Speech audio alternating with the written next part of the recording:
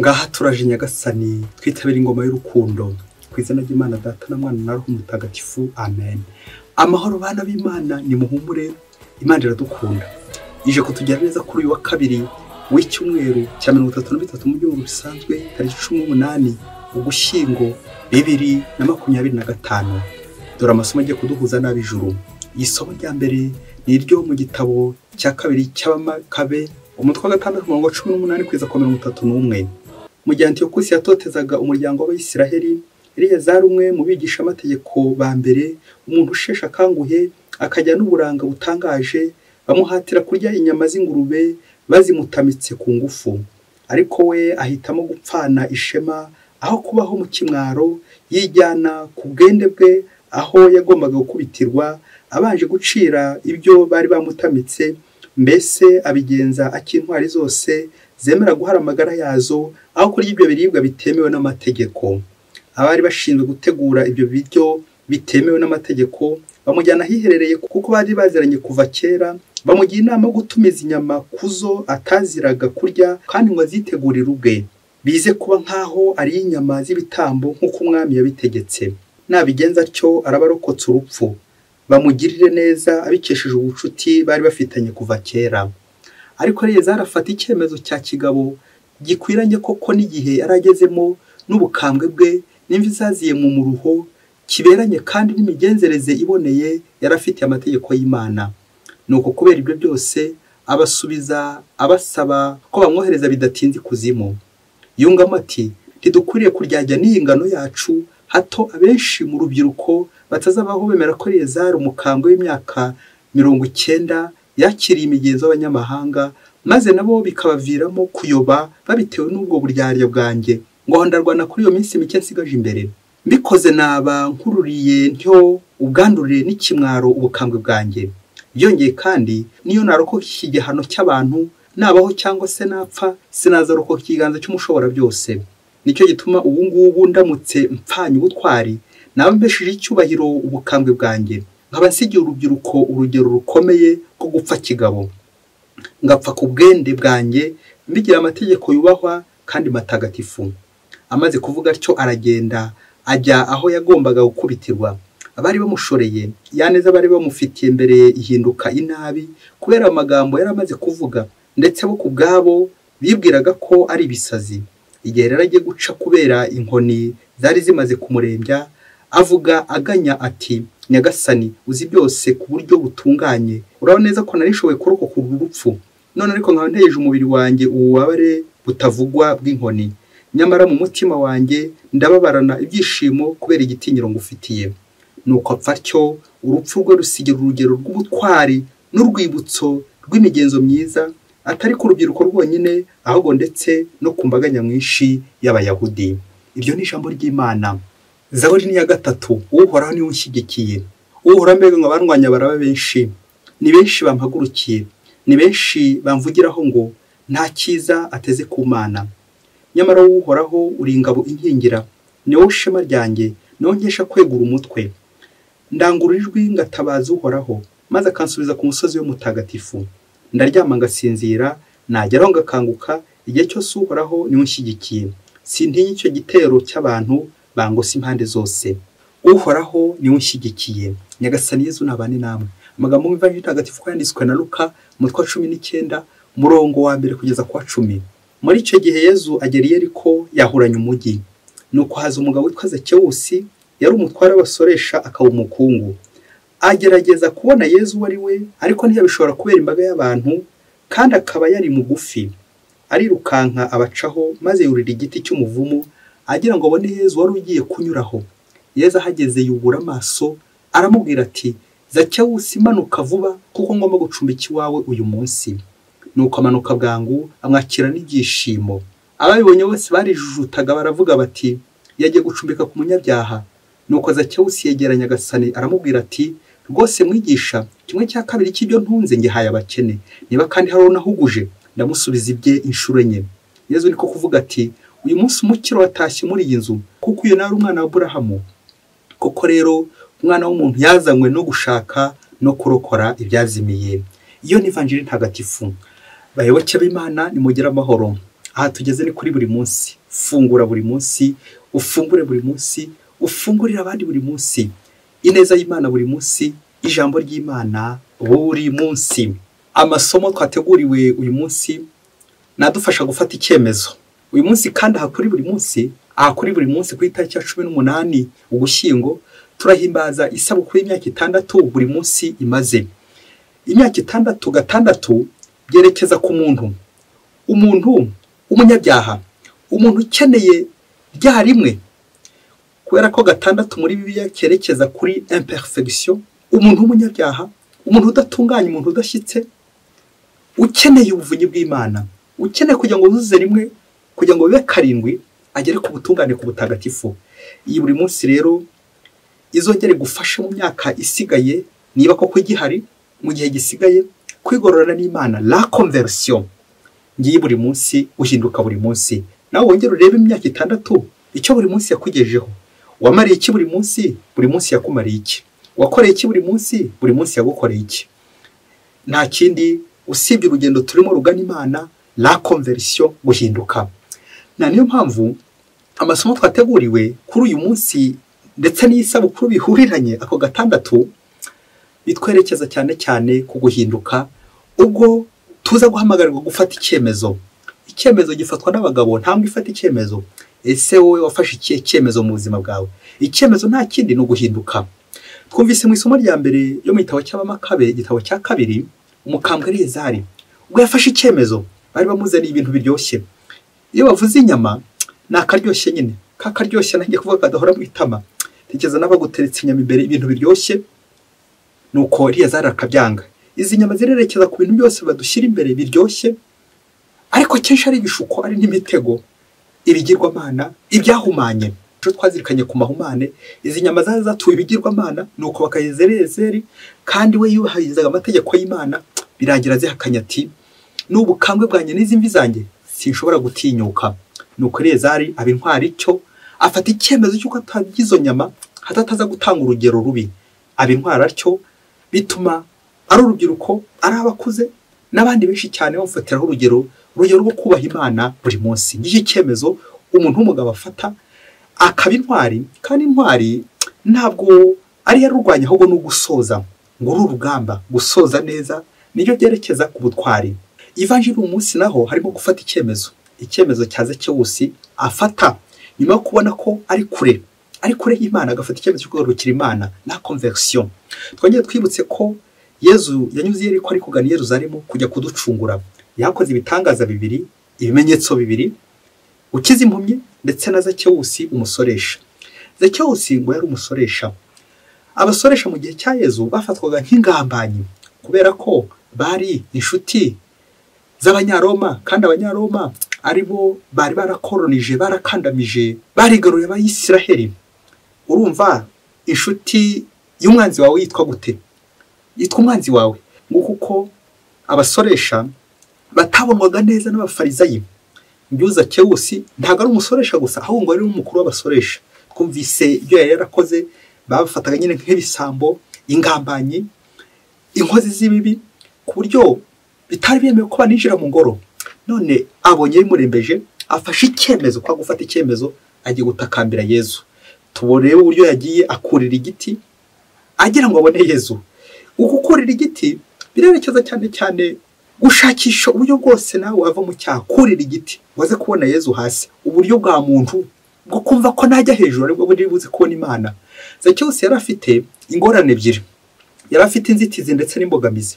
Bavuga inzitizi ni ibintu byose biri inyuma, cya kivunge, abandi bari kumbuza kubona Imana, abo bose bari inyuma, babandi bari kokera ati ubagiye hehe, bakagukomera. Icya kabiri, Zakewusi yari afite imbogamizi, bavuga ko ari ibintu biri imbere. Yari umunyabyaha, ubugufi bwe, nuko afata icyemezo kugira ngo ibyo byose abirenge, kurira igiti, agaca kuri yambaga kurira igiti. Ariko Yezu turaza kumva uburyo amubwira ati Zakewusi manuka.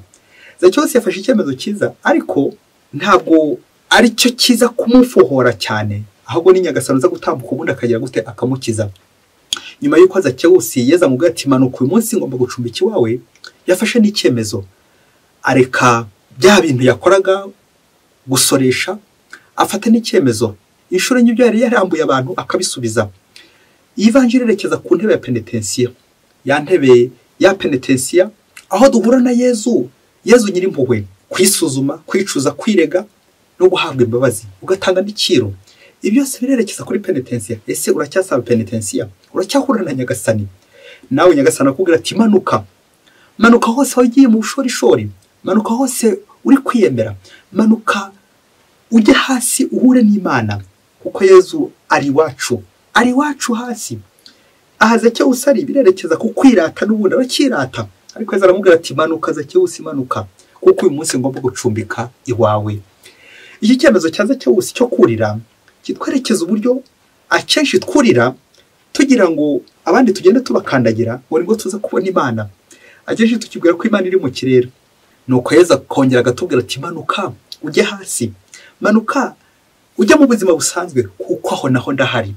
Twongere tuze kureba iyi vanjiri igukebure nanjye inkebure, aho tujya duhurira n'Imana, aho mburira na Nyagasani.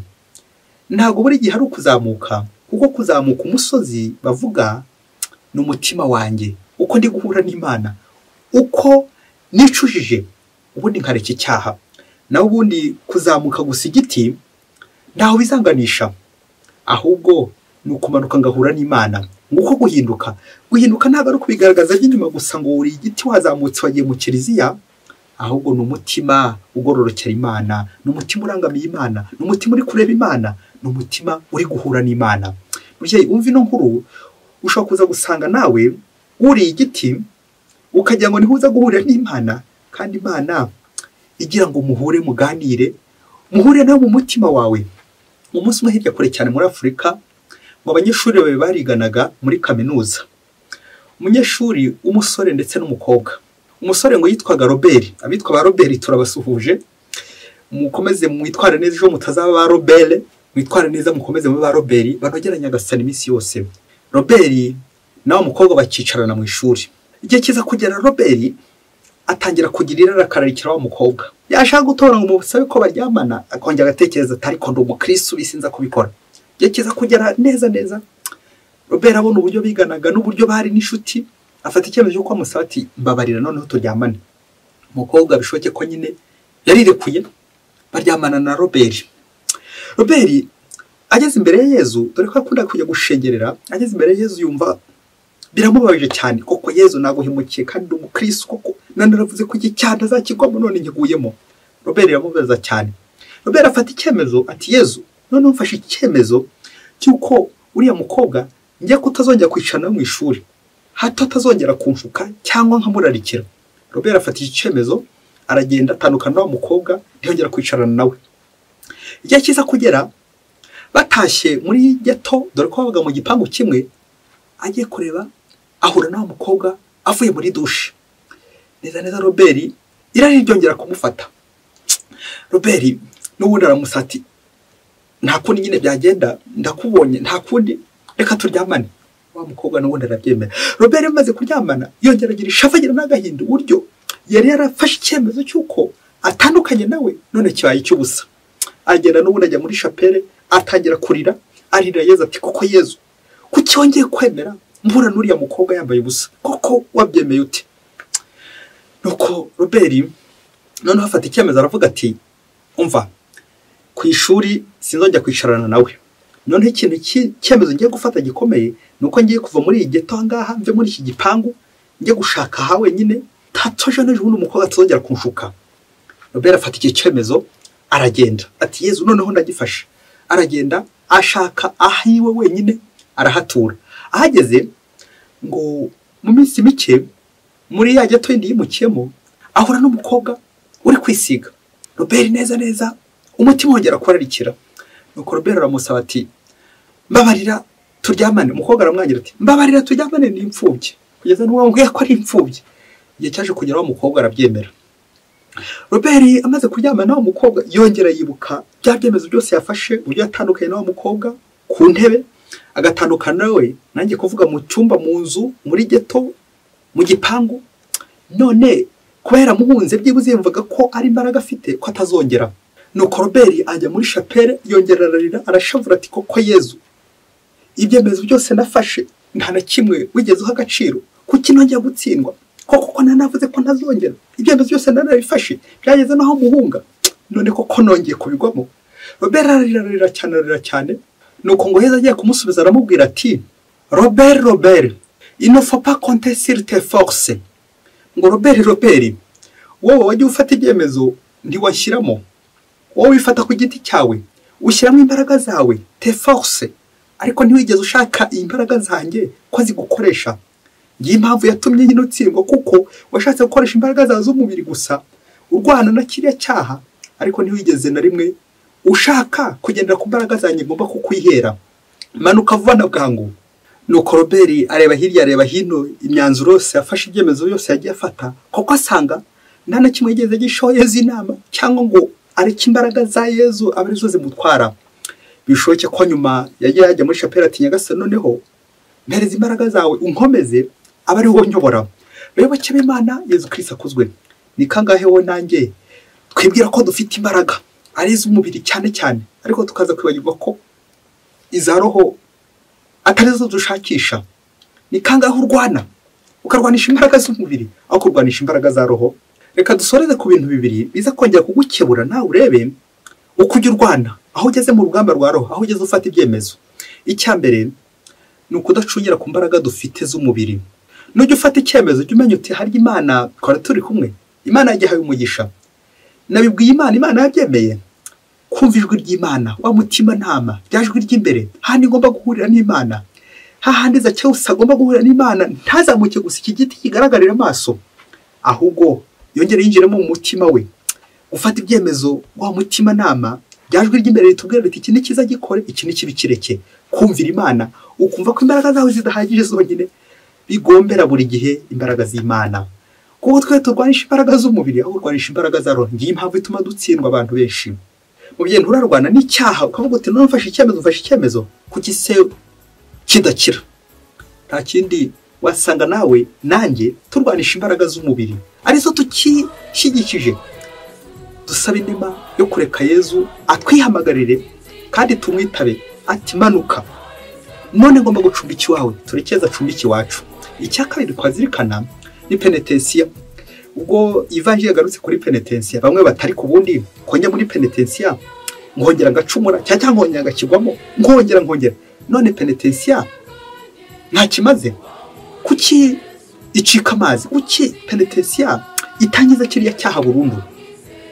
Nuko umwarimu mujyanama wa roho arasubiza ati ubwo uri umunyeshuri akimubajije umunyeshuri umwigishwa ati penitensiya ugereranya n'amazi, uko utarara udakarabye, uko utarya udakarabye, uko utamara iminsi utariyuhagira, amazi ameze nk'iyo penitensiya. Kubera ko buri gihe cyose umuntu akenera kwiyuhagira, umuntu akenera isuku.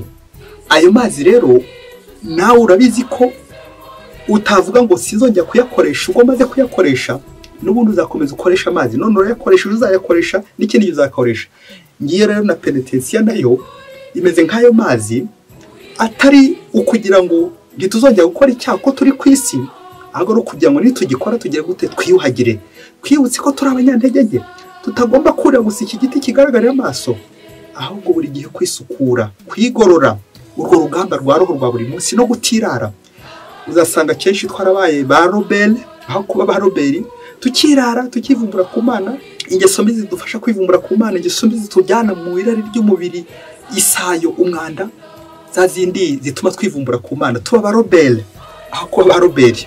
Nawe uze kurira mu buzima bwawe ahantu hose wagiye wivumbura, ugashaka guca ku bandi nka Zakewu ukazamuka, wongera umanuke. Zakewu imanuka, ngomba gucumbika uyu munsi. Ngomeje mwese kubifuriza umunsi mwiza, isabukuru nziza ya buri munsi. Buri munsi kubere akabando ka buri munsi, buri munsi uhinduke buri munsi. Buri wese rero hari aze nanjye kuvuga kwigurira kamwe nk'uko Zakewu nawe Yezu agiye kumuzimanira, natwe turekeza tuzimanire, tuzimanire Yezu, tugumane na Yezu kuri buri munsi. Dukomeze kandi dusabire buri munsi. Ndangije rero mbasaba isengesho, gukomeza dusabirana nk'abari ku rugendo rwo guhinduka, duhindukira Imana buri munsi. Nuko unsabire nanjye ngusabire, urugendo dufatikanyije kuri buri munsi nk'abana b'abantu Nyagasani akomeze kudukiza, atweze, atugirire neza, akomeze kudusukura. Imbaraga zacu ni nkeya, tureke Nyagasani aduhize, abezo tuzarwanisha nibwo tuzatsinda buri munsi. Mwese muze kugira umunsi mwiza, isabukuru nziza ya buri munsi, abaza gutambuka nga kuri buri munsi bose, n'abakomeza kuyikoresha, kwiyoboka, kwinyuraho bagana Imana buri munsi. Mwese Imana ibahe umugisha. Imana Data na Mwana na Roho Mutagatifu. Amen. Ari Masumbuko Ladislas wa Diocese ya Cyangugu.